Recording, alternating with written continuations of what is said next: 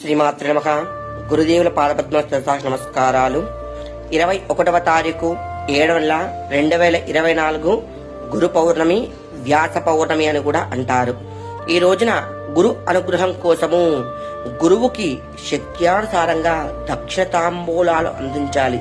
ఎందుకు అందించాలంటే కనుక గురువు జ్ఞానాన్ని బోధించాడు. మనం అజ్ఞానంలో ఉన్నాము. అజ్ఞానాన్ని మొత్తం తీర్చిదిద్ది గురువు జ్ఞానాన్ని బోధించి ఇంతటి వారిని అయ్యేటట్టు చేశాడు గురువు. కాబట్టి ఈ రోజున ఎంత ఇచ్చినా కూడా గురువుకు తక్కువనే. గురు పాదార్చన చేయాలి, పాద పూజ కూడా చేయొచ్చు. ఒకవేళ ఏమి కుదరదు, ఎవరు గురువు లేరు అనుకుంటే కనుక దత్తాత్రేయ స్వామి గాని సాయిబాబా గాని అవకాశం ఉన్న గురువుని ఈ రోజున పూజించవచ్చు. దత్తాత్రేయ స్వామికి అయితే కనుక శనగలు నానబెట్టి కుచ్చి దండ వెయ్యండి, స్వామికి స్మరించండి.